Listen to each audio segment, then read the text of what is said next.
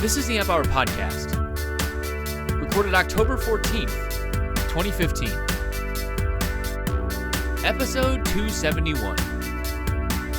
Amazon moves in, Dave says run.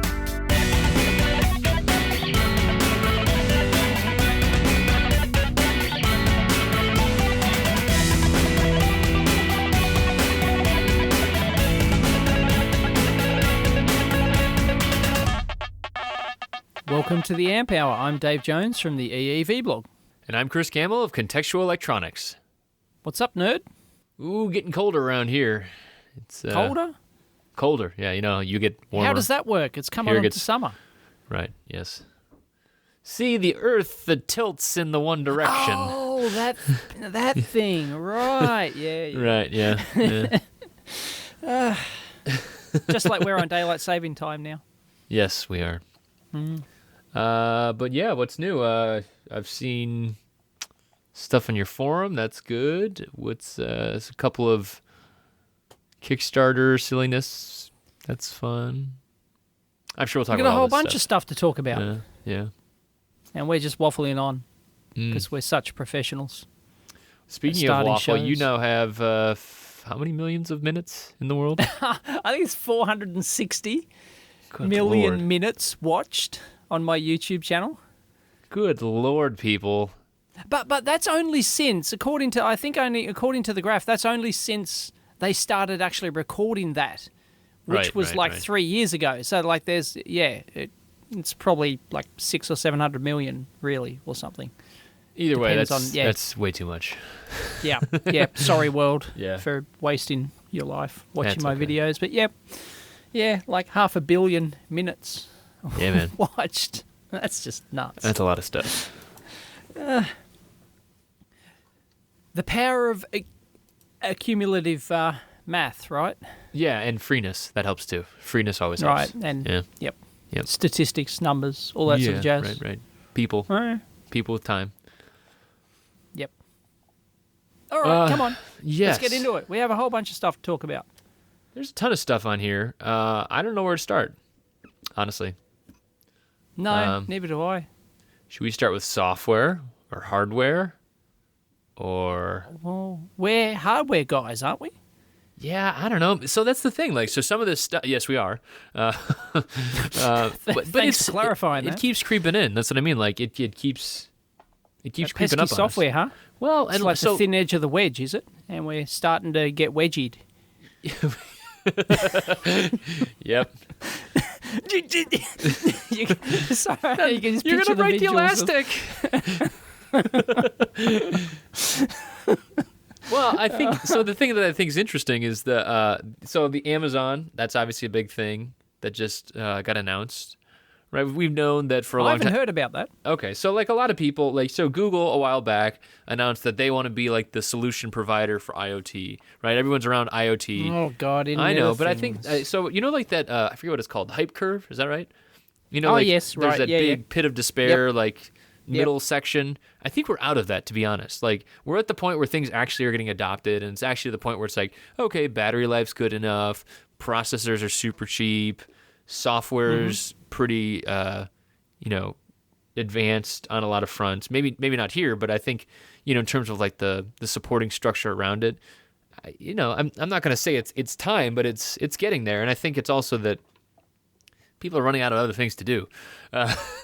People are also running out of titles for their blogs. Amazon and AWS Internet of Things. Amazon's knockout punch to the competition. Yeah, right. Yeah, come on. Is it? I don't know. Tell me the details. So, 'Cause well, I the haven't read idea it is yet. basically that What are they they're- doing? So, AWS is Amazon Web Yes. Services, right? And that I use it. Yep. Yeah, I use right. it for my backups and stuff. Oh, you do? Okay, yeah. So it has a lot of functions, and it's, Tons. It's what a lot of the internet runs on. It's really funny actually when you see AWS goes down for a day, which is not that often, but it does happen.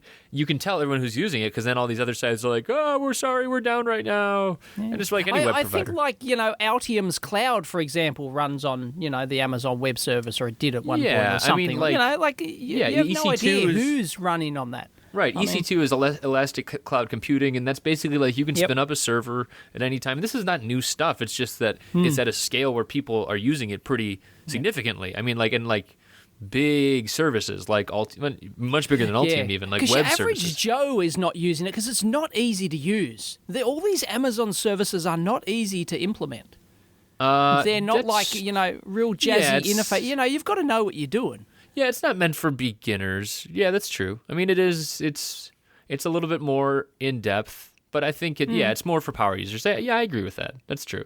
It's not like impossible, but it's not not like all bubbly looking. You can't just get a link from somebody. Oh, use AWS and walk up to it and just use it. Like it's not. You've got to learn. Yes, that's true, and it's going to spin up some kind of server somewhere. It's going to be like a virtual server, that kind of thing. So now the idea is, okay, so that runs a lot of the web already, and it's basically a lot of people use it because it's really flexible and you can spin it up or down. You just pay for what you use. That's great. Which I like that concept, I do too. I mean, and honestly, that enables a lot of small companies to do a lot of cool things. Comparing it to like the old times when it would be like you had to buy a server and then go buy sharing, or what's it called, co-hosting space, and then you had to go put your server into that rack, and then it lived there, and you had that one server. Now you can be spread out. You can spin it up and down. Like if you put a link onto Reddit and it's going to do really well, you could spin up 2 more servers and be like, just in case, so I don't get. And it's good for backups like I use it for. My website and forum automatically backed up daily, weekly, monthly to the Amazon web service, and I only pay for the amount of space I need. So, as my forum grows, people add more and more attachments and things like that. My backups slowly get bigger and bigger, but, I only pay for what I use. So, right, and there's also, there's usually like, what's that called? The distributed... whatever it's called, the distributed service, where it actually copies onto different servers. You can buy that kind of thing too. And, they have a ridiculous number of services. If you go to Amazon Web Services, I mean, it's like mind-boggling the amount of, like, there's dozens and dozens and dozens of different services they offer. Right. And so... it's crazy. So as far as I can see it, the idea is that they're trying to do the same kind of thing now for small devices. So now you need... if you think about a lot of the players that we've talked about in the past, so like the Electric Imps and like Adafruit has a service now, Spark Fun has a service, Spark or Particle's kind of like that too, but usually I think that's less on the. It's like server side, client side. As far as I understand it, please correct me if I'm wrong. I'm sure there's people out there. I'll speak from the Electric Imp because I've used that, right? So on the Electric Imp, and because we've had Brandon on the show, for the Electric Imp, it's basically like there's a server running on the cloud. And it's sitting there and it's just spinning its wheel. You could write code for the server, and then you also write scripting code for your device.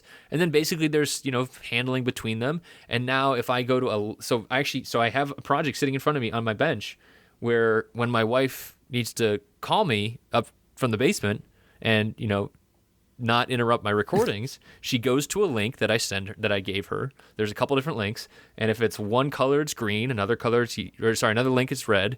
Another link is yellow. And basically, if like the dog needs to go out, then she'll hit the green link.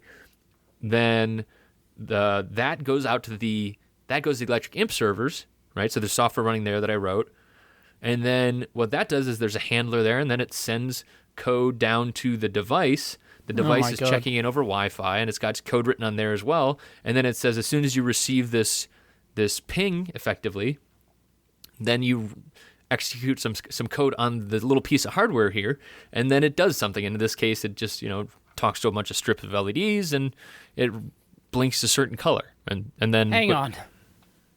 Yeah, that was a double face palm. Why? This, folks, represents everything that is wrong with the Internet of Things. This is a very silly example, but it's very... Dave, I'm not saying this is like... Why can't she just open the door and shout down and say, the dog needs a walk? Because, well, that's the point. Why all this technology?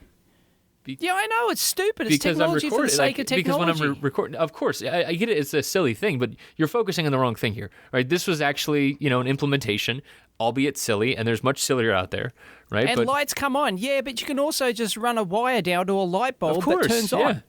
This is not because it was like a need. I'm saying this is because... It's because you can do it. Yeah, that's exactly right.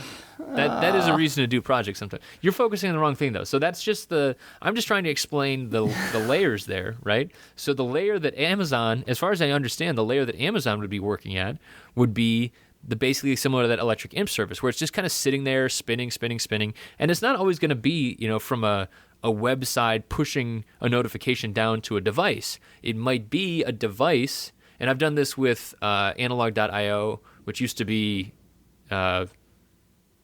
imp.guru, and that goes in the other direction, where it's basically taking a small temperature sensor. And this is like you've talked about. So it's got a small temperature sensor. It went onto the electric imp. There was some code running on the imp. It handed the temperature reading up to the server, and then the server then talked to a data logging program, and it just mapped out the temperature on a graph. Again, simple example, not like it's needed, but just kind of trying to understand those layers. Now, as far as I understand it, the Amazon part is going to be like that, handling that electric imp does, right? So just kind of talking to all these different devices, and then pushing it elsewhere, right? So pushing to a web interface, pushing it to a logging interface, that kind of thing, or really just doing whatever you want to, because you think about it now. And when Brandon was on the show, he talked about this.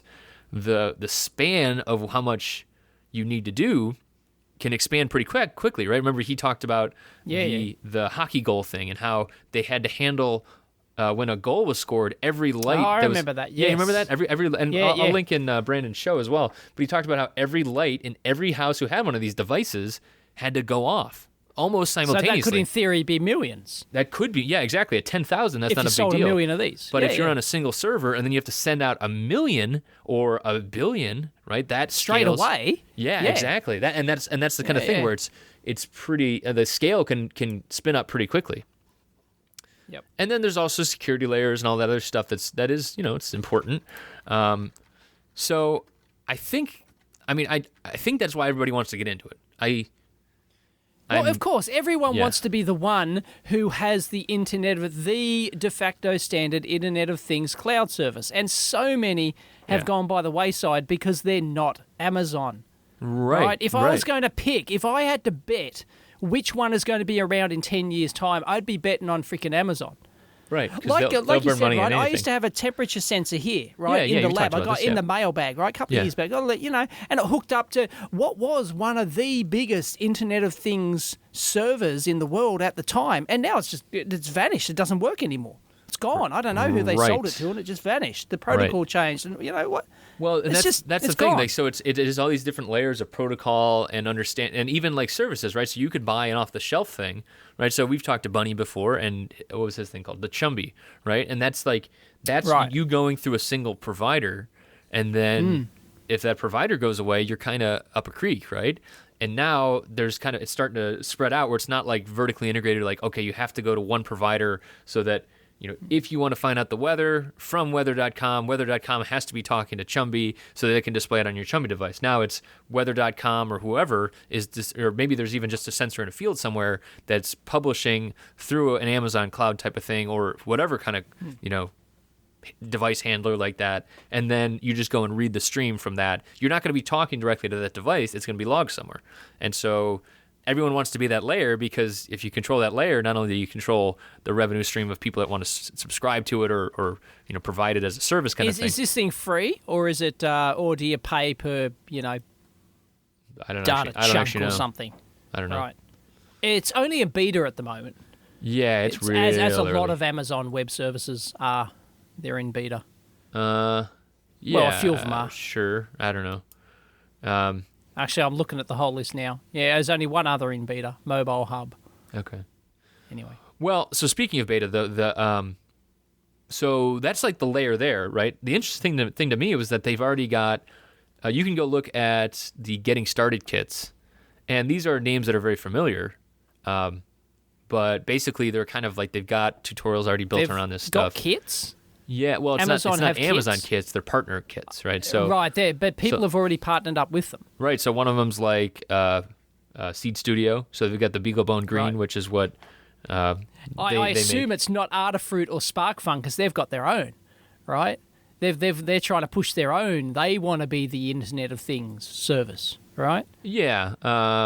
Yeah. Well, right now, let's see. It's Seed Studio, TI Launchpad, Microchip, Marvell, Renaissance, Avnet, one another Broadcom with a Broadcom chip on it, Intel Edison, Dragon Board, which is Qualcomm. That's pretty decent list. Yeah, I mean these are. I'll tell you what. Yeah. If I was SparkFun and Adafruit, I would instantly go.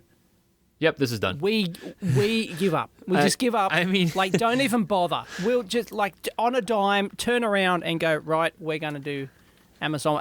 Because they will lose. They will lose. Anyone will lose. Assuming that the Amazon thing works. Well, right? no, I don't And it's necessarily not agree shitty. with that.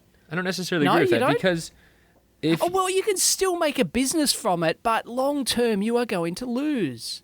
yeah, but Dave, if people always said that, they would, there would never be any new companies. Yeah, I know, but Oh, Ask it's Jeeves like- is so big, Google will never win. it's Oh. like trying to compete against Gmail. Yeah, but Right. but someone eventually will, and someone eventually will overcome it. maybe. Yeah, that's just how have a the web. go, That's but just how I'm it all ju- works. I mean, this is Yeah, but company. if you're smart, you're going to realize, well, the list of dead Internet of Things servers or whatever you call them, backbones or whatever, it is long and distinguished. That's true, but I think it's kind of one of those things that like nothing, douchey quote time. Nothing is as powerful as an idea whose time has come. I mean, that's honestly what it comes down to, right? But Like it's so the much same of tech- idea. It's the same idea. Of course it is. I mean, even these ideas You are know? just replications of other, wired Yeah. versions. Like you said, the wired version of the temperature sensor. But it's not about that. I'll give you a classic example, Okay. right? My videos are now available on the Daily Motion website, right? All of my videos, all 912 of them or something, right? They're available on the Daily Motion website. I know I said I probably wouldn't do this because it doesn't make sense financially or to try and build up an audience on that site. And that's still true. I still think that, right? I don't want to ditch YouTube. I don't want to build up an audience on Daily Motion, right? But my videos are there for A, a backup, and B, I'm technically supporting competition to YouTube, right? Because competition is a good thing, Sure. right? Yeah. But I totally expect them to fail, right? Nobody can compete against YouTube. Right now, sure. Right, yeah, and everyone keeps saying it, right? And, but yeah, I'll start it up, and yeah, let's go support this new competition against YouTube, and you're going to lose. Your I argument is falling on appreciate deaf the ears here, sentiment. Dave. I mean, like I get it that it's like a power law thing. I'll There are no support you for doing it. I'm just saying you are going to lose. 99.99% sure you are going to lose. Sure, but that has Right, never stopped. If that stops people Sure, from trying, if that's the problem. That doesn't stop you, that's fine. Right. I'm just, no, that's just if it does be stop realistic, you, that's the problem, okay? right? I mean, there's always something out there. I don't know. I think that you're being extra cynical today. I mean, like honestly, like I understand that like big No, services I'm being are big. practical. Yeah, Okay, I'm being well. practical. That's okay. I don't think you're going to be putting up a new search engine against Google or an email service against Gmail or a No, because I'm not dumb enough. shopping service against Amazon. No, look, my hat's off to anyone who tries. Okay, Well, I to think, compete I think against what these you're big, saying, big I think what players. you're saying, and what I actually do agree with is there's no second place online. Like that's a There recurring isn't. theme. It's the old, almost like the 80-20 rule, except it's even worse online. Where Yeah, it's like power law. usually there's one company that dominates 80%. There's another company that dominate, maybe 15-20%, and the rest are just dregs. Right. That's usually how it works. But- Like Google search, right? Owns most of the market, and the rest are just, but not forever. 10% That's what I'm tops. getting at. It's not forever. No, well, sure, not forever, but And this hasn't you been know, decided yet. So the Amazon thing is not decided know. yet. It's a big deal, but it's No. not decided yet. So I mean, I can totally understand agree. why it could all- suck. It could suck ass. Yeah, right? It could be I can really understand hard why to all these implement. people would Everyone wanna- could hate it. would want right? to like partner that's with fine. it for sure. I mean, like that makes sense. Like Seed Yeah, smart to because if partner with I them. was designing an Internet of Things product that had to use a backbone service, hell yes, I'd be picking the Amazon Web Service. You bet your ass I would. I probably I'm would not as going well. to be go using Adafruit or SparkFun's one. Well, here's the thing, Sorry, though. Sorry, guys. No, Sorry, I guys, but like I think the difference I is have to you be can- a practical engineer here. You can right? offer I've an got to pick long experience term. that's outside of just that it's Amazon, right? So you can. So I mean, we're talking about SparkFun and Adafruit type here, and similar situations. You can offer. That's like saying, oh well, who would ever use an Atmega 328, and yet people still use the Arduino and stuff around that for a long, they still have for a long time, even though the chip itself is not. I mean, the other ones could offer something compelling. But what I'm saying is that the experience can be just as important as anything else for all this stuff, right? So yes, but I thought the idea of these Internet of Things services and backbones is that you don't see them. The user doesn't care. Oh, at the beginning you're going to. I thought that's the whole idea of them. They're a service that you use, and yes, you add your front end interface, and then you add your hardware or whatever, and then the web service just does that. It just does its thing silently in the background. I thought that's how it worked. I know. I'm talking about from the device maker side of things, right? So if you offer a service to the device maker, right? So now, okay, Dave, you want to build an internet-connected bicycle, right? Ugh. Okay, and you have 4 choices, right? You have 3 different kits from this AWS getting started kit things, and you can have connection to the cloud type of thing, or you can go to someone who offers not only the backbone services but also great guides on how to do it and easy to use hardware and get started with. Like, that is basically a lot of these, like the SparkFuns and Adafruits of the world. That is their compelling sales point in the first place. Yes, because that's why they're successful, is because they sell the education behind it as well. Or they don't sell it, they offer the education behind it. Right. Right. And I'm saying that can be compelling. Compete. Yes, that I'm could sure. Compete. Yeah.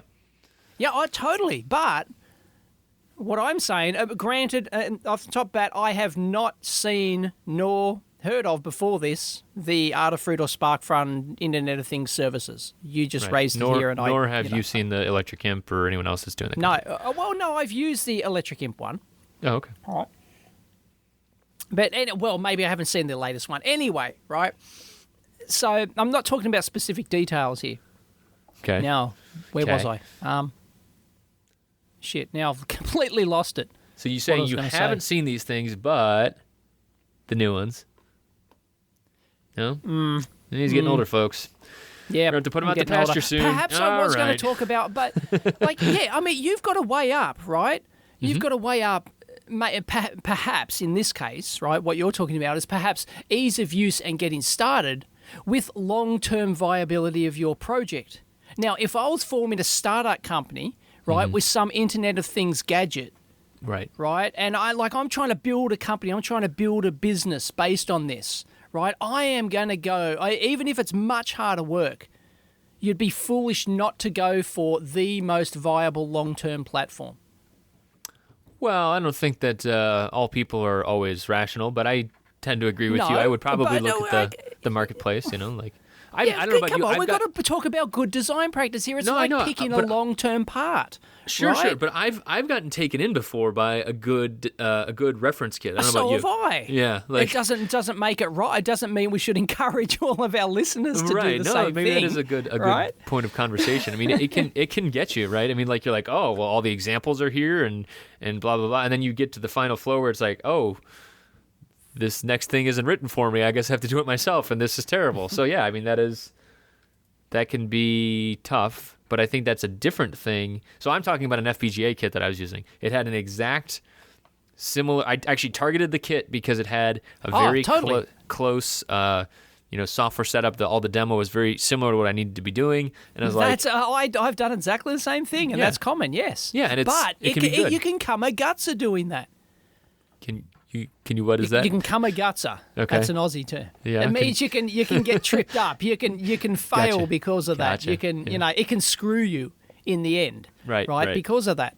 Yeah. Right. It's like the old the Altium FPGA development board, right? Because I'm so intimately familiar with that damn thing, right? It was like, yeah, look, here it is. Yeah, you can, it's the world's easiest way to develop with FPGAs and flash a LED, right?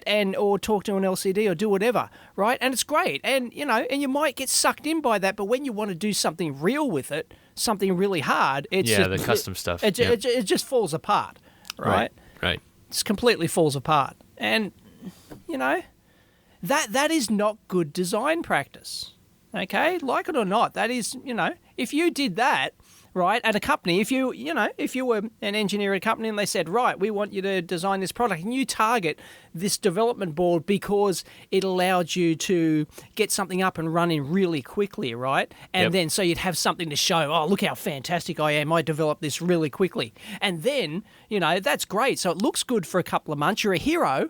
And then in the long run, you're screwed because of, right, whatever. You're using a part that's really expensive or hard to get, or something hard to else, solder, or blah, blah, blah, blah, blah, blah. Whatever. Right. Blah, blah, blah, blah, blah. It's not holistic right? design. Yeah, I agree with you. I agree with you on that. Actually, wank word, yes. The holistic, spiritual design day. Right. There was a post that I saw. So there's a little company that's kind of doing like education around electronics. It's actually an Aussie company, and I really like what they're doing. Actually, they're called Pirate Electronics. They did a Kickstarter, I think. But they wrote a post about microcontrollers and why they're betting on Python. And I get why they're doing it, right? They're kind of talking about getting started quickly and that kind of thing. But it's in the same thing where it's like, it's optimizing for the wrong thing. It's optimizing for the beginning. Like if you decide that you're going to write Python as something, like the amount of overhead and stack that you need in order to actually, compile all that code and get it all to the point where it's running. And then when you do get it running and you do get it out in the world, it's not going to have as good battery performance. It's not going to have, okay. Yep. all of that kind of stuff. But it kind of feels the same where it's like it's optimizing for the beginning versus optimizing for the long term. It's like using an Arduino in your commercial product. Yeah, exactly. You might be able to get up and running really easy, but hey, it's not going to be cost effective. And it might maybe, even work or if whatever. you're going to make 10 or 100 or something, or if you have really large margins. But if you want to get to the point where you're going big time, and maybe not everybody is, right? But if you of course, even have the potential for it, you should at least plan to be like, well, maybe I should consider different micros, different different topology, that kind of thing. I don't know. That's why I'm saying, last word. So if you I'm think developing that an Internet Amazon of Things is... thing, if I had to bet money right now, even though I have not seen it, okay, if I had to bet money, I would Dave's be a betting blind on better. Amazon. That's right. Internet of Things will still be around in 10 years He's and putting it still all on be a black, workable and black platform. is Amazon. That's it. Yeah. Yep. Yep. Yeah. Do you disagree? I can't say I do, to be honest. But I mean, exactly. Exactly. That's just my first gut reaction upon. I have not seen this. I've just literally seen it in the last 20 minutes, and I have no idea what it does, but it's Amazon service. They usually don't screw things up. Right. Well, it's not a problem. I could be wrong. There could be a lot Until of it is. Amazon service haters out there that will say we're completely wrong. Yeah. But anyway, yep. So, right. Segue in about choosing the right part. I was going to say long-term choosing and maybe picking the wrong part. So what's going on with granted, if you pick one of these parts 20, 30 years ago, you've had a pretty good run. Yeah, that's true. TI have discontinued, or they're calling, they're going, last buys. The famous last buy call for all chips that are probably 100 chips or so that are manufactured in some specific old national semiconductor plant somewhere. Right. Yes, and there's a list. We will link to it. And lots of audio chips, like the LM386. It's been around forever. They're getting rid of that? Sorry. I didn't see that on the list. Yeah, the LM386. I don't know if it's weird because some of them they're just getting rid of the DIP versions, so they must be manufacturing the SOs in some other plant or something, which is okay. But no, there's the LM380, LM386. Yeah, people outside of TI make the 386. I mean, that's not. Yep, but yeah, there's a lot of parts that are still used in specifically the audio industry. Yeah, there's lots of people on the forum talking about that. Yeah. Yeah. People going, oh no, I'm going to stock up. Well, and that's the same. So we've talked about that in the past with a lot of the those class. What was that one? Was it Fran who was talking about that one synthesizer? It was a synthesizer chip or something like that, where she was replicating. She was going to try and replicate the functionality on something else. You remember what I'm talking about? No. It seems like there's always synthesizer chips and similar things like that where people kind of design projects around them. Yes, that's right. Yeah. We're talking about the 038, was it? The function generator chip. Yeah, I think that was Right. it. Yep. Yeah. I mean, and that's the thing. Like, would they get, especially the ones that are like into these really classic projects, and then people are built around them, and they're they kind of has that fringing effect where it's like, oh well, yeah, that started this one big popular project, and then people are like, well, I'll just use this for the next thing that I'm doing, and then there's just kind of a lot of derivatives, and then it becomes popular because of that, and then, but it's 20-year-old designs, 30-year-old designs, so yeah, I'm not like super outraged about this. I think they've discontinued the LMC 567 tone decoder. Oh, can't say I've used that one. classic part. Is that for like telephones? Yeah, it's like a touch tone decoder chip. Well, yeah. a lot of touch tone phones out there these days, Dave. But if you have to, What's it just got like notch filters at all the different like crossover frequency things? Yeah, something like that. Yeah, Oh. yeah, it's got all the different filters. It recognizes all the different that's kinda cool, tones though. for your keypads. Yeah, and then it just it's cool. outputs It was the digital. part for Yeah. like 30 years or whatever, however long it's right. been out. It was like, And you think we like it? Imagine how much money they made off of it. exactly. It was Yeah. built into a ton of stuff. Yeah. That's pretty cool. Anyway, so. Yeah, we'll have to have like. So there you go. But like I think it's all the chips based on the 6-inch fab. So Oh, yeah. and some old national 6-inch wafer fab they're Right, shutting right. down, and if that part happened to be made on that 6-inch wafer and it's not already on an 8-inch wafer design, boom, Yeah, right. Yeah, that's pretty Gonski. disruptive when you think about. I mean, like even when they do that within a fab, they'll do a die shrink or something like that. They'll often notify you. A die shrink. What's a die shrink? So like For us who aren't in the semiconductor business. So like if because of the process it was on, it was maybe 4x4 millimeters, the actual the finished Right. silicon piece, Yep. and then they'll switch it to a new process and they'll make it smaller so they can fit more of them on a wafer. So they How go do through. they do that? Is that just take the mask and do a photo reduction, or is it not that simple? No, usually as far as I know, it's usually like a full redesign. It's like Right, a redesign, okay. like a like of a course. maintaining engineer would do kind of thing. Like you'd give it to the new Even guy. if it's exactly the same process, like exactly the same silicon process, but just smaller, you still need to no, I redesign think, it. Well, no, I think they usually do switch the process, right? So like, you can Right, imagine within a right. fab even. So like the fab I was at had 2 or 3 different processes going at once, right? Because you're always working on the new thing, but it's not fully qualified yet. So Of I was course. there for 51 nanometer, and they were already working whatever the next one was, 32 or something, and and there was still all the old 90 nanometer and 68. I don't remember the numbers are always weird, but there's always different ones going on because by the time you're working on the newest one, the oldest one that you still have in the fab is just cranking. Like it's not like there's Right. nothing hard about it at all, and they're just super dialed in on everything. When you think about manufacturing processes, it's just super dialed in. They know exactly when the kits need to be changed out. They know exactly when everything's just on autopilot effectively, and that's how you make the most money basically, and because you're just cranking out that stuff. Of course. Yep. So then you switch it down Making to the new jelly process. beans. Right. Well, not even jelly beans. I mean, well, I guess it is, but Well, they become jelly beans once you've Yeah. perfected your process. Bam, yeah, I guess if you flood the market with parts, it's going to become easier to buy it. So, but and then it gets designed down to the new one, and then it's the same part. Usually, it's going to have the same pinout stuff like that, and even to the user, to the end user, you and I might see a TSOP 20, but the piece of silicon in there might be a quarter the size of the original. Oh yeah. And they'll tell you it's like a die reduction, and they're making way more money on that because the packaging costs the same, and so basically the silicon is the main thing that's expensive. They can fit. Yeah, they can fit more wafers on they can fit more die on a single wafer. Yeah, exactly. So yeah, I mean when I think about like like you pick up like a LED or something like that, you look at like the die that are in there, you're just like, who the hell made this thing? Like just how tiny the die are. It's just so crazy to me. Yeah, because they make 20,000 on one 8-inch wafer or something. I know. Don't they? Well, but it's not even it's the cutting that shocks me the most. I mean, I know. Yeah, it's crazy. Yeah, like how do you cut something that small? It's just, oh well, we just sweep the dust off the floor and we figure there's got to be a couple LEDs in there somewhere. So you just keep putting like current into the dust, and when something lights up, you grab that bit.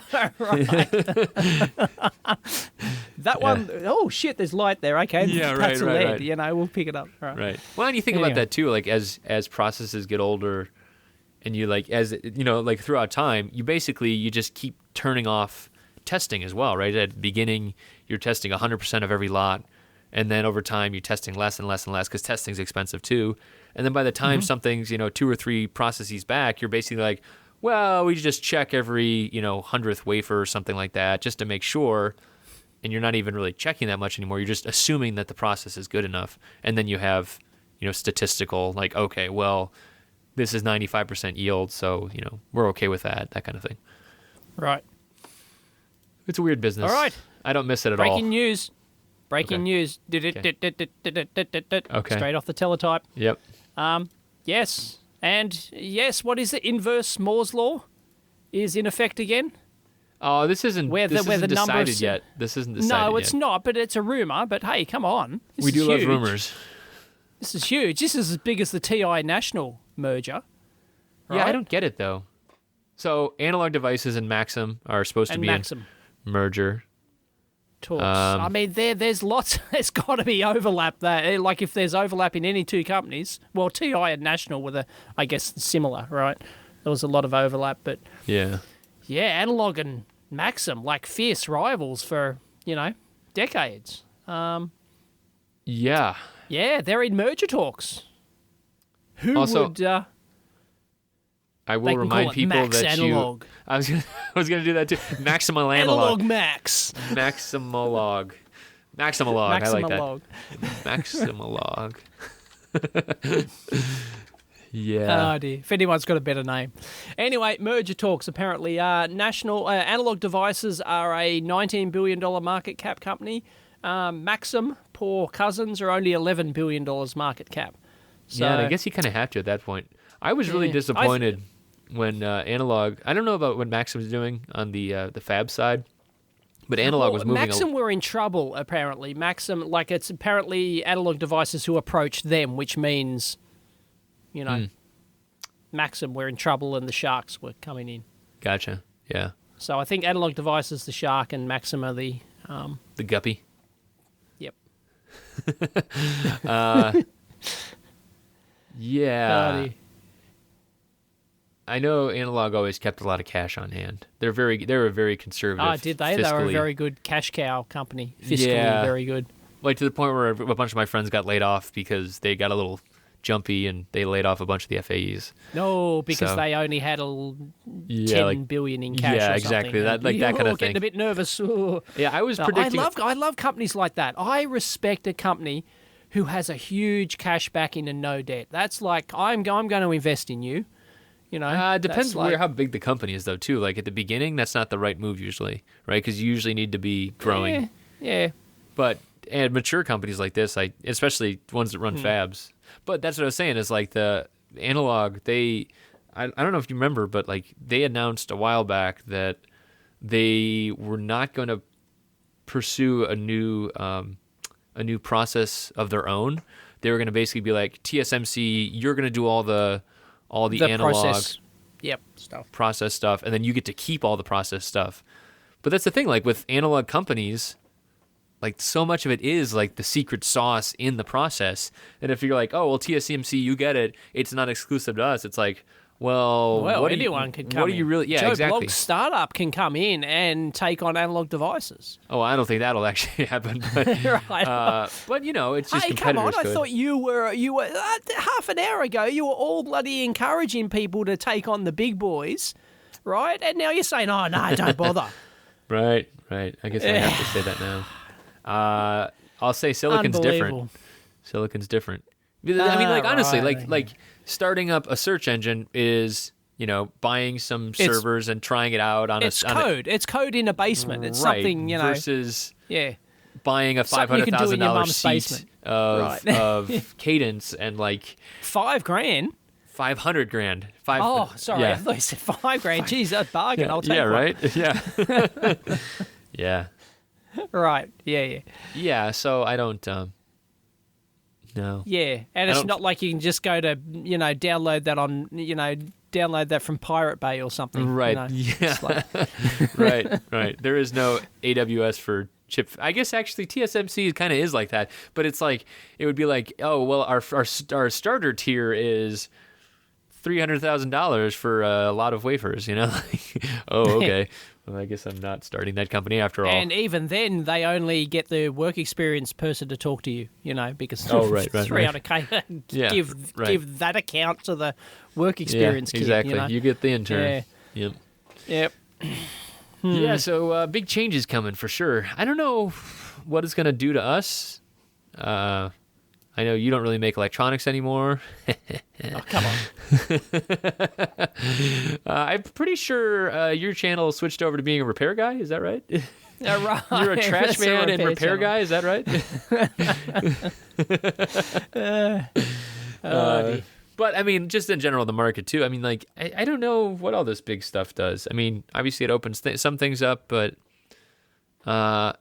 it'll be interesting to see how. There has been $110 billion in deals in the semiconductor industry this year in terms Wow. of mergers and buys. Yeah, That's a lot. that's a a lot of lot dosh. of clams. Yeah. Well, I don't think. Well, I mean, obviously there's the there's potential for EOL, right? Like the the merger stuff that might have killed these old national parts, but maybe not. Yep. I'm sure there's some benefits as well. We've complained about Maxim in the past. Yeah, well, Maxim. Yeah. Maxim used to, if people weren't aware, they were the world leaders in releasing new parts every year. You would get a new a new Maxim data book, you were like so looking forward to it. Was it every year or was it every 6 months or something? They were bringing out a new data book which was like 4 inches thick of the new parts they had released that year. Right. And So they're always they would like release, these really the custom parts too, right? 1990. Yeah. It was like all these, specific application parts, and they released the 1990 data book. And I can remember having my data book shelf. There's the 1990, the 1991, the 1992, and they wouldn't duplicate parts in those data sheets in those data books. Right, That'd just be right. the new parts for that year. That's you know. nutty. Yeah. And then So, you keep so it as if your you library. wanted to go find a part pre-internet, you would have to go look through every year's Maxim data book, right? But I think they had cross-reference tables in there so that you could actually, in the like later ones, they'd cross-reference ones from previous years, but you wouldn't get the data sheets. But at least you could so you might go to the latest one and look through the index table, and that chip sounds like it can do the job, and then you'd go to your 1992 data book and Gather around, kiddos, and I'll tell you a story about the Dewey Decimal System. Yeah. those were the days. Right. Well, Yep. okay, so Now you your mentioned bloody like parametric searches. yeah, oh yeah. Well, we can talk about that if you want. No. But you mentioned the like the startup idea for silicon, right? And that doesn't really exist anymore. But then you also think about like, okay, so now you have so now we have people that are moving into the space, right? Kind of pulling it all together. Of like, okay, you might have people moving into the space trying to do an IoT startup using this Amazon cloud, using some new hardware or something like are that. we back on here again? No. Hear me out. But the idea is how, like, the idea is what actually would end up affecting you and me as people in companies that, like, similar we've worked in and we work in now, smaller companies, right? That kind of thing. How do you actually get any attention now, right? Because the idea that the thing that I see with this consolidation is that Attention, from the public. right. Well, no. Sorry, from the manufacturer, right? So now From the manufacturer. I'm a 3-person design firm. I'm gonna choose to put in a new ADI part or a new Maxim part or a TI part or something like that. How do I actually go and get attention from them, right? And it's like, I need help with this. I need to figure it out. Why do you need attention? Why do you need help? Quite frankly, that's a big selling point for me. I'm going to use a part where I don't need a human to help me, right? All the information's there. Everything I need is on tap for me. I agree with you in principle, but to be honest, Dave, not everyone's a Dave Jones. Like, honestly, that's what it comes down to. Like, not everybody wants that. I mean, like, some people need help, especially people coming in from the, like, there's a lot of people coming in from the software side that are going to try the hardware stuff on their own. And they're not experienced enough to solve problems on their own, right? Right. I mean, and not only that, this is how the sales model is built, right? It's the current way that the electronics sales model is built is top down. It's pushing parts from a manufacturer, trying to convince an engineer to use a part, right? And you go to a forum. Who says you have to? Often you get quicker and better support from a technical forum somewhere rather than. I agree. If the manufacturer's got TI talked about it last week. Right, how David's TI talked have about that forum. Yeah. Right. The ETE right? is a great forum, Right. and I remember over on Embedded they had one of the people that was not for ST, but the ST forum is supposed to be pretty good because a lot of the users that help out are on there, that kind of thing. And you're right, forums are definitely a piece of that. And people don't know how big you are on a forum. You're just another forum guy, right? Yeah, it's true, right. So what I wanted to bring up, though, is interesting, is Arrow. So Arrow's a distributor, and I tried this out. You can go click on the Arrow site now and directly chat to a factory FAE at Arrow, one of the distributor FAEs. Nice. Yeah, it was weird. I don't know if it's going to be successful because I imagine that eventually... Right, an online chat where I'm an Aries and 32 years old, single. But honestly, some people do need help like that, and I think that this is actually, like, especially as these companies get bigger and bigger and bigger, you see this actually with, like, car rental agencies now too, right? I travel more now, so I see more car rental agencies, but like Hertz, which is the car rental agency I use, they'll have like 2 people at the desk, but if there's a huge line, they're like, oh, just go over to that photo booth, that booth over there, and you pick up the phone, and then there's like someone at their centralized center who's doing video chat and basically gives you a car from 1,000 miles away. Well, they're smart companies because it makes you want to go back to them. Right, exactly. But distributors like Arrow, that's hard, right? Because you might go in and leech their technical services, right? Well, and then just go buy from DigiKey, right? That's what I wonder about, right? Exactly. And like, I think that'll be interesting to see how it changes. I think this is, honestly, so like, especially talking about like as companies get bigger and bigger and bigger, forums are definitely one way. I think this is definitely one way, right?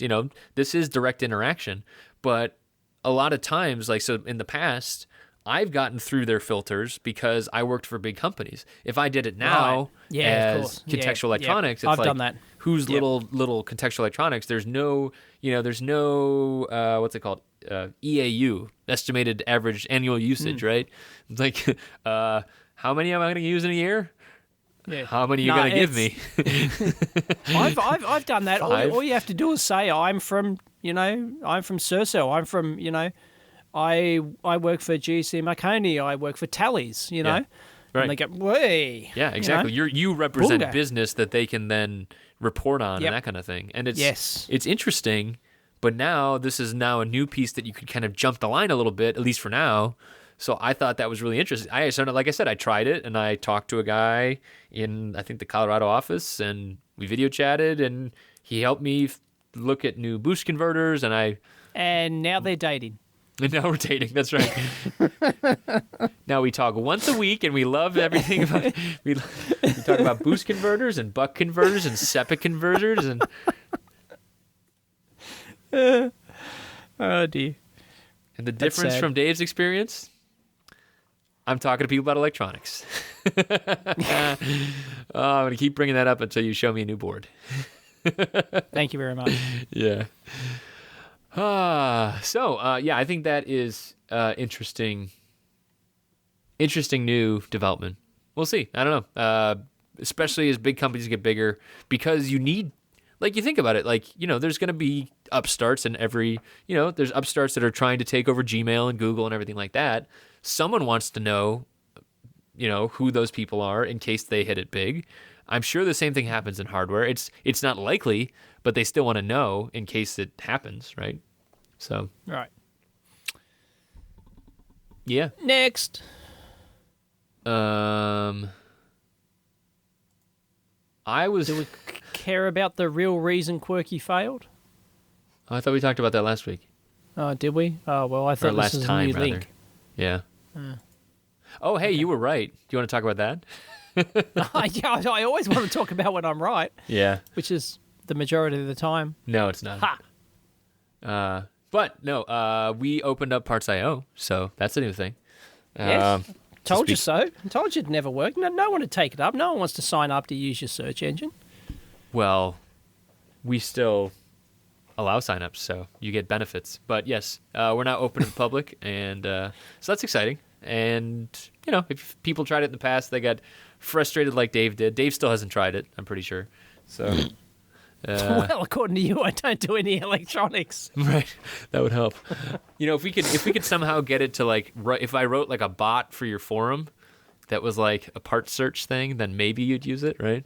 It's like Dave mentions the Right. part, and it's like, oh, I'll go search that for you, sir. Now that's service. There you go. There's an idea for you. Get your coder monkeys at Parts.io to write a simple machines forum plugin that searches for part numbers and automatically provides a hyperlink. Automatically hyperlinks it. I don't know. I've seen those in forums. forums before. Those usually look pretty spammy to me. You ever seen those where you mouse over something they in a do. forum Yeah, and it's I like see. Yeah, they highlight words and yeah, right, it pops highlights up. a word, it's like dog, and then it's like Yeah, dog. Yeah, and it taking you pops to up with nude all dog girls. articles. It's always like the same link, All right. Okay. It's like anything potentially relevant, but yeah. Right. Yeah, so maybe that's not a good idea, but yeah. So Parts.io is open, and I'm always looking for feedback. Well, I just gave you feedback. Write a plugin. Write a plugin, right? The thing that I said first, and then you said, yeah, you should do that. That's your feedback. Yep. Yeah, and so I was on the Spark Gap as well, talking about that. So people should listen to that.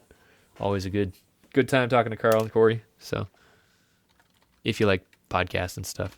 And if you like Chris flogging his Actually, I company talked like a mostly dead about horse. Oppiums. Mostly about Oh, really? Oppiums. Okay. Yeah. excellent. Yeah. I'm going to be doing the same. Speaking of the last thing I'll be flogging, that conference I'm helping set up in San Yeah. Francisco. How's that going? It's going good. We've got a bunch of speakers, some former Amp Hour people. I don't think I can say who they are yet. They'll be announced in the next couple days. But yeah, it'll be good people, and there's sign-ups for the tickets now too. So it'll be cheap, like $64 for the first round of people. Oh. So Right. super cheap, food included. Oh, Hardware, free food. hardware like You hands-on pay stuff for the too. food. So yeah, Awesome. it'll be a good time. Do you have any idea of numbers you're expecting? I think we can only do 200 at the place because it's Okay, right. yeah, because It's it is the- San the Francisco. venues. So for this year, it'll be just 200. Why is there no good, cheap spaces, conference spaces in San Francisco? What's the deal? It's just everything's so compact in cities, like when you think about how big, so like when you think about the scale of like conference centers, there's like the Moscone Center, which is like the huge one, but you'd have to Right. go so big that it's like, and then you have to pay so much money. Right, you'd have to rent a Right. stadium or something. Right. Right. And so like, I mean, like I compare it to like the, like the ESCs of the world, right? Like those are pretty expensive and they're still going on, and there's usually good content there, but like the scale difference, like oftentimes a lot of that ticket price is because they're renting these huge centers, and like so you kind of Right. have to charge that much money. So hopefully this will keep it down, and we're gonna try some Got new it. things. So it should be good. I'm excited, and maybe we'll get Dave there some point. We'll see. No thanks. Yeah. I just can't handle the 14-hour plane trip. Yeah. Just can't. No, No. What about the Perth to London? I saw you tweet about that one. don't get me started. Oh my God! How long was that? 19 hours Oh my or something. 18 or 19 hours. Direct flight from Perth to London. That's a It'll be the longest flight in the world. That's right, In a year or something. They're getting some new plane that can do it. yeah. How long is it from Sydney to Perth? Isn't it like a pretty good chunk of distance? Sydney to Perth is about 5 hours. Oh, wow. So Depends it's on the almost direction. like- I think it's 4 hours back or something. Yeah. So it's like Cleveland to San Francisco, basically, like that kind of distance. Australia is the same distance. Oh, it is? Oh, okay. And same width as the US. So it's like going from London. It's like going from San Francisco to New York. Oh, it's wow. basically the Okay. same. However many hours that is, 6 hours or something. Yeah, that's usually like 6 on the way out to San it's the same. Francisco. Wow. Yep. Yep. Whoa. It's the same. So people don't realize this. For me, people say, "Oh, why don't you just go to a thing in some conference in Europe?" It is 24 hours one way on the plane.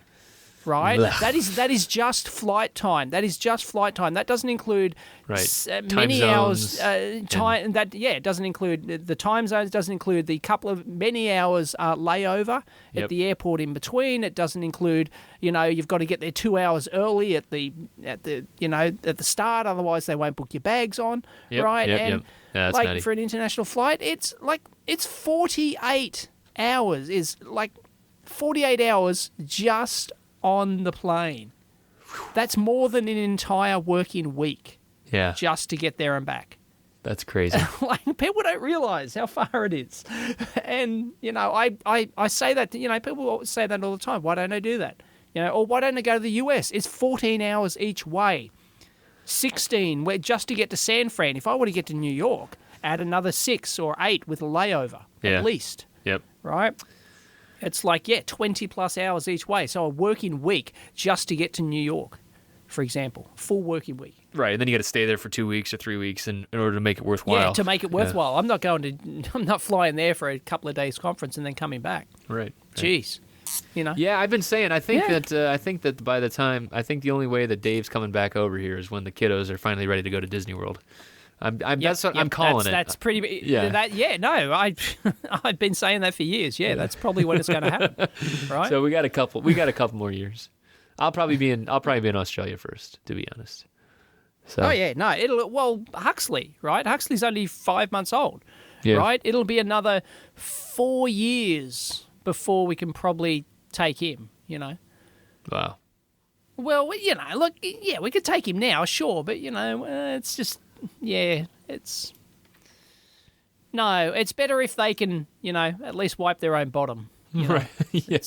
Right. At least make them coherent when they're crying nonstop from being on a plane for so long, right? Yeah. Oh dear. Yep. So, it'll be another good 4 or 5 years, unless there's some other, unless I go on my own. Right, of course. Unless I get, Yep. Dang, that's crazy. It is. I know. That's what you get for living in Australia. Yeah, man.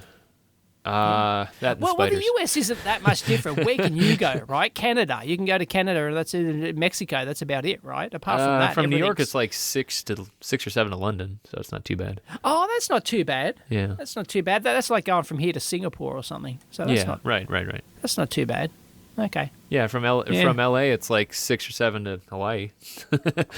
Right. Or wait, maybe less than that. No, sorry, I think it's about 8 to Singapore. Yeah. Which is kind of like the nearest Asian port to here. Yeah. I think. So I didn't put this on the list, but someone has been tweeting this to me. It's actually Bryce who helped me get a tour of SpaceX. There is a new. Here, I'll send you the link, Dave, if I could find it. Shoot, maybe I won't. There's a new AMSAT, so it's called the Fox 1A satellite, and basically it's up there now. But basically, is this like a CubeSat thing, or is it a big? I think it's like that size. But basically, anyone can decode the telemetry now. So it's Fox Tele software for and it's cross-platform and stuff like that, and you can basically like get the downlink and then decode it and actually look at like all the stuff that's happening up there, which seems pretty cool. I don't know. What data can you get? What can you? probably Hey, what I pinged a satellite. Yay. direction it's facing. Wow, okay. Yeah. I mean, telemetry stuff. I mean, right? I mean, like, You're right. Okay, so it's telemetry Yeah. stuff. Yeah. I You honestly can- just looked at this. I'm sorry about that. You But can it's talk to it and you can get some ASCII text back. And it's like, yeah, right. it reminds me of the Big Bang Theory episode where they're up on top of the roof and they're shooting the laser at the moon, Yeah, and they right. and they and so they shoot the laser at the moon. And it comes back and they get the little ping on the on the screen that the data says, oh yeah, we did it, and they go, is that it? And it's Yeah. like, yeah, it's a little blip on a thing, Oh, okay. yeah, is that it? Like, Right. oh dear. Yep, that's kind of the same thing. It's like, yay, we did it. We talked to the satellite, which I can appreciate. Hey, it's fun. I've done stuff like that.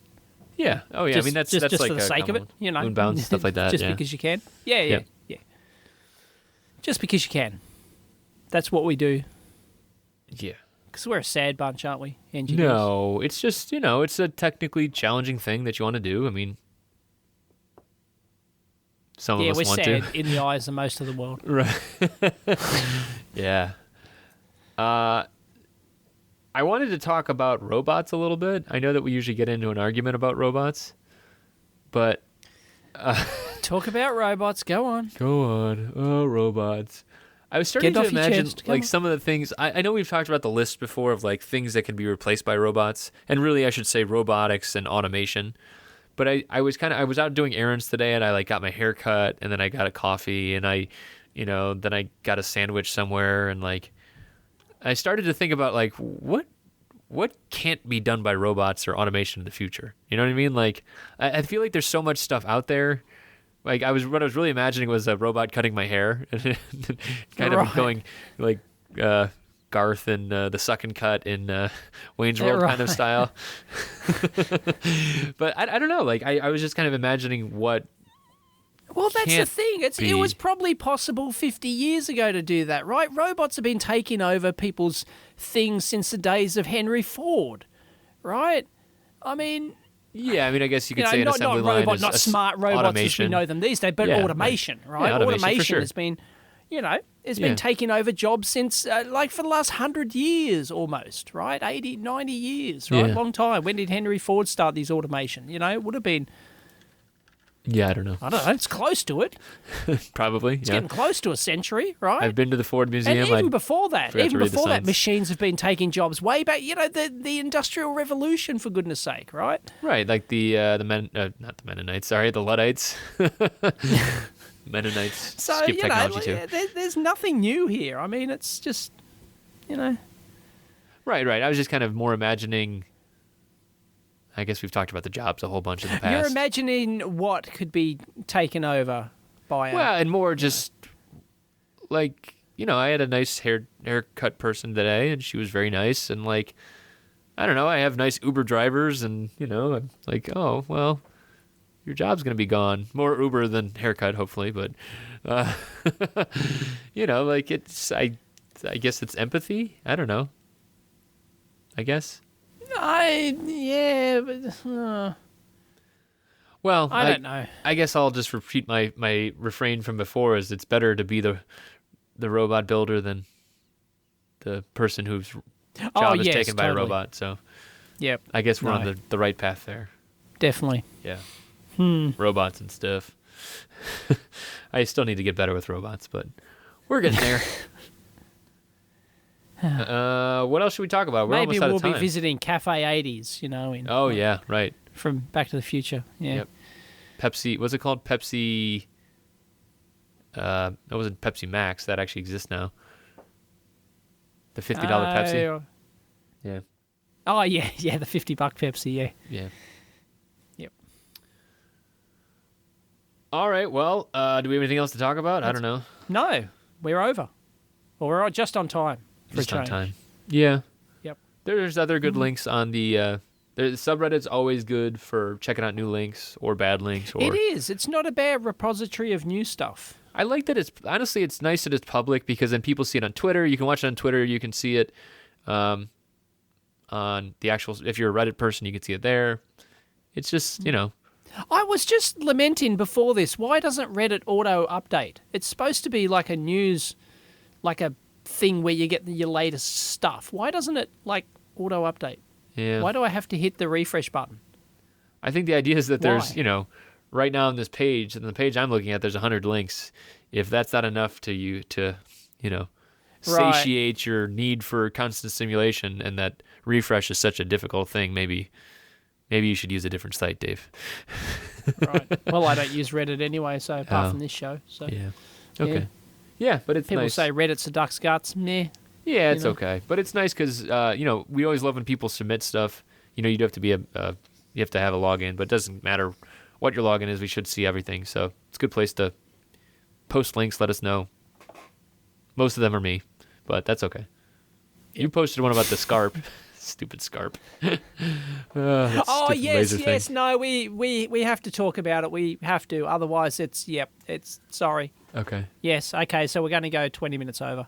Well, that much? Yes. Maybe we should limit it a little bit. Yeah, we have to because it's relevant because it brings up an important point. Right, if people don't know, sorry, you wanted to talk about stupid robots again, right? I'm going to talk about Scarp, okay? Okay.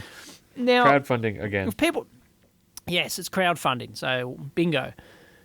Now, Scarp is if you haven't heard, it's a razor, like a razor blade shaver razor thing that uses a laser beam to cut your hair instead of a blade. Allegedly. Right? And they raised $4 million on Kickstarter and they hadn't finished yet. I think they had like a week or two left, right? Yeah, something like They that. raised $4 million. Everyone was raving about it like it's going to be the greatest revolution in the history of the world, since sliced bread. And, and of course all us engineers just went, yeah, okay, sounds like bullshit, to us. And, Yep, sure enough, so did Kickstarter. They canned it. After it was like one of the top 20 projects of all time in terms of funding. It got to $4 million and they suspended it. They suspended it based on the fact that it didn't have a working prototype. That was that, it didn't meet their rules. The famous rule for Kickstarter that didn't have a working prototype. Well, how did it get on Kickstarter to begin with if it didn't have a working prototype, right? Yep, Why only can it after $4 million? But hey, my hat's off to Kickstarter for actually having the guts to suspend one of the most successful and popular campaigns and publicly visible campaigns on there. Right, that's a pretty big chunk of change that they're missing out on. That's a pretty ballsy move. Right? Yeah, exactly. Yeah. They get 6, 7, 8% or something of the $4 million bucks. Yeah, I don't know. But yeah, so they've come out and suspended it, and within like less than a day, they were on Indiegogo with flexible funding. Yes, the crowdfunding campaign of champion scammers everywhere. Yeah. I think Indiegogo courted them. I think Indiegogo actively target these companies. Like as soon as they find out you've been canned from whatever, they'll target you. Go, hey, come on, Indiegogo. It's our because they growth actually model. mentioned it. They mentioned it on their Facebook page. They said, "Oh yeah, Indiegogo are supporting us." Blah blah blah. It's like I think they were actively They happily accepted them. So what is the point you want to make about this though? Like the fact that it's a sham? Yes. The point is, what constitutes a working prototype for Kickstarter? Because it's an interesting question. Because like these guys look like the real deal, right? They aren't scammers. Right, I don't think they're deliberate scammers. They're they're fully kitted out to do the research on this. They've done the research. They actually have a they showed some videos of lasers going through a fiber. It's not actually a laser beam. It's like through the air. It's actually through like a fiber, and it's like the leakage of the laser radiation from the fiber itself is what does the actual cutting of the hairs. Right, so it has this like thin string heating up. Basically, is that? I mean, like, that's the idea. Basically burning heats it it up. off. You can actually see little, it burns them. It burns the hairs and cuts through them. Right, so they've actually done photos. They've actually done videos of a working prototype. But it's like the worst demo I've ever seen. Like it is slow. It's horribly shot. It's inefficient. It's they take 10 seconds to cut one hair. It's excruciating to watch. So it's a very poor demo, but it is a demo of a working prototype. So it's it's interesting. What constitutes a working prototype? Because this company Scarp claimed right, like it that works, they needed. But is it effective it works, as a but they need solution? they need the money. Yeah, they need the money to develop a real industrial strength, fiber that will just slice straight through. Right. So that would be like, so it'd be akin to like when we see stuff where it's like successful fusion reaction, and then you go read the article and it's like, well, we almost got the amount of energy back out that we put into it, and they call that successful. We got 10 picowatts out. Right, all we have to do is put in money, and we'll get one that pumps out 100 watts. All we need is a right. couple billion more dollars and a couple miracles and some right Tony Stark magic. Right. I don't know.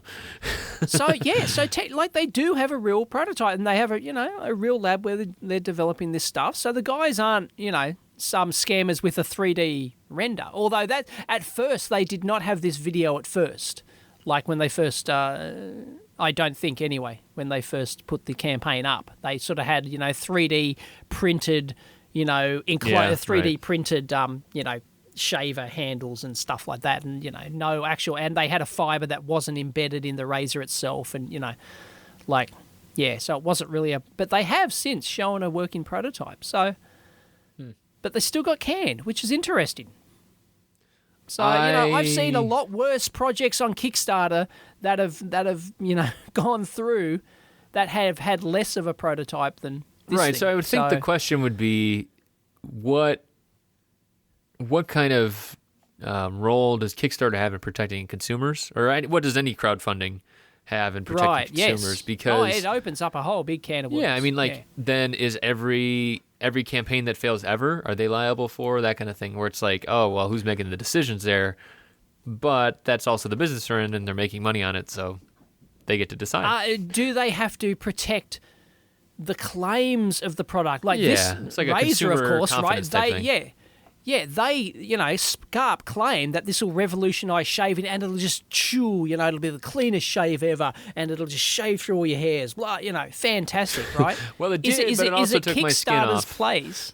Right, yeah, I know. Like, if you just, any practical engineer looks at this and go, nah, this is just going to be a complete and utter practical failure. Yes, it's possible, right? No one doubts it works, right? But it's just going to be so inefficiently horrible and impractical. It's just, it's just, it's going to be a failure. But hey, is that Kickstarter's job to protect the bold consumer claims of products, like getting 800% battery life or something like that, when, engineers know it's only 20, it's bugger all. Right, like is that reason enough? Well, to, that's the point. Like, does it work at all? Who at Kickstarter gets to decide that? Right, when does it work? Technically. Right. Yes. Technically, is this thing going to be viable? I'm wondering if they had any technical input into this. Right. Well, like decision. at a certain point, it's like, well, the battery life isn't quite what they claimed. Oh, well. Yeah, exactly. It's, or it's not as fast, or the product's not as fast as it claims, or it's not as, powerful. Or the firmware isn't loaded when the watch arrives, right? Right. Yeah. It's not as easy to use as they claim. Digging out old wounds, huh? Right. Insert. I'm right. Damn it. Sure you are, Dave. Keep thinking that. Anyway, so it's just a fascinating case, this one, I think. Yeah, I think you're right. I think you're right, because it's close enough to legit that it's like, oh well. Yeah, no, Yep. Who decides? Just because it might be impractical, well, who is to decide that, okay? I mean, that's what the company want the money for, so that they can produce. They freely admit it's not practical at the moment, but that's what they need the money for, to make it practical. Right. And that's kind of the idea behind Kickstarter, is it not? And the idea of a prototype, in quotation marks. Does a prototype have to perform I don't think I agree with that. as good as your claims? Do you say... I mean, it's all scale, right? But like, well, it's like, okay, it's not like, okay, so let me give you an extreme example here, right? I put up a thing on Kickstarter and I play a guitar riff poorly, right? And I say, all right, so now you should fund me, and I'm going to go take guitar lessons, and I'm going to record a hit rock album, and then you get that album. Right. Okay. I can give you a more practical example. Okay. let's say you develop one of the classic staples of any crowdfunding site, a 3D printer. You develop this 3D printer and you demo it. You've got a prototype, but it's as slow as a wet week, right? It's as slow as a wet week. But your claim is, we need the money to buy all these really super high torque motors and everything else. Trust us, it'll be really, really fast. Right, we have to get volume, and that'll get the price down. Or you've got a pick and place machine. Right. You've got a pick and place machine. It only does 10 components an hour, right? It's as slow as a wet week. But hey, once we get that money, it'll be 5,000 components an hour. Trust us. Right, it's almost going to approach the point where it's Kickstarter owners need to write business cases for Kickstarter, right? If that was like the ad absurdum kind of step of deciding, and it almost goes back towards the old model of But you got to prove it, because basically, I think what Kickstarter have done here is they're going, well, your prototype does not match your claims, therefore, you're out. I mean, I think you might lose count of the number of Kickstarter projects that are like that. Yeah. That is interesting. Yeah, I think. Well, I think you need two to make it a trend, right? Right. Okay. Yeah, I think the key thing would be finding other similar cases or seeing similar cases in the future. This might be entirely political because it's the razor lobby. I don't follow I don't follow Kickstarter that closely, right? But maybe they've come under a lot of fire recently for a lot of failed projects, and they want to make a statement. Well, it's the Dollar Shave Club. They're paying them off $1 at a time. It's big razor, big razor. Oh my god. I hope so. And the Amp Hour is sponsored by Gillette. That's right. Oh my god. And oh my god, what was I going to say? Yes, it could be entirely political. What better statement to make than take one of the biggest funding and highest profile products on there that has a prototype, but they're going to can it because just to show that they can and they're responsible. Could be entirely political. That wouldn't surprise me at all. Yeah. And well, maybe I can't blame them for that. Actually, they've got a lot of these crowdfunding companies, really need to up their credibility, right? Because it's a lot of the time it's in the toilet. Yeah. For allowing various things through. So, they're just collateral damage, man. Collateral damage. Yeah. I mean, Mike from Mike's Electric Stuff tweeted a thing saying, "Hey, you canned, like this, but you let this project through," and he pointed to some bloody, it was charge a UPS from Wi-Fi signals. It was just so bad. It was so, and yet it got approved on Kickstarter. It's right, but it also didn't raise $4 million. No, exactly. It's it's so under the radar. It's just one of well, 10,000 you're gonna make a big deal out of the mobster when you lock him away, but when you arrest some of his underlings and then they get out on bail, there's no news story about that, right? Here's how you can compete. Potentially compete against the biggies. Taking it full circle back to the beginning of the show.